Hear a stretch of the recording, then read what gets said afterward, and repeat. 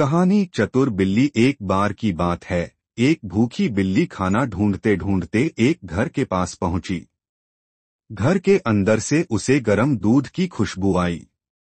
बिल्ली ने रसोई में झांका, चूल्हे पर दूध उबल रहा था। उसका मुंह पानी से भर गया, लेकिन दरवाजे पर एक तांबे का झुनझुना लटक रहा था। बिल्ली ने सोचा, अगर मैं अंदर गई और झुनझुना बज गया तो मालिक जाग जाएगा, लेकिन भूख बहुत लगी थी। वो कूदी और झुनझुना टन-टन बज उठा।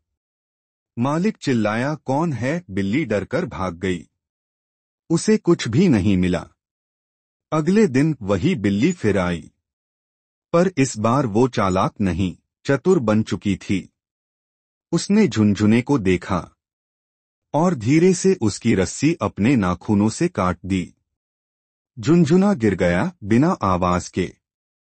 अब बिल्ली आराम से गई, गरम दूध पिया और शान से निकल गई। सीख, समझदारी से काम लो तो हर मुश्किल आसान हो जाती है। अंत में, अगर आपको ये कहानी पसंद आई हो तो वीडियो को लाइक करें, अपने दोस्तों के साथ शेयर करें और चैनल को सब्सक्राइब करना न भूलें।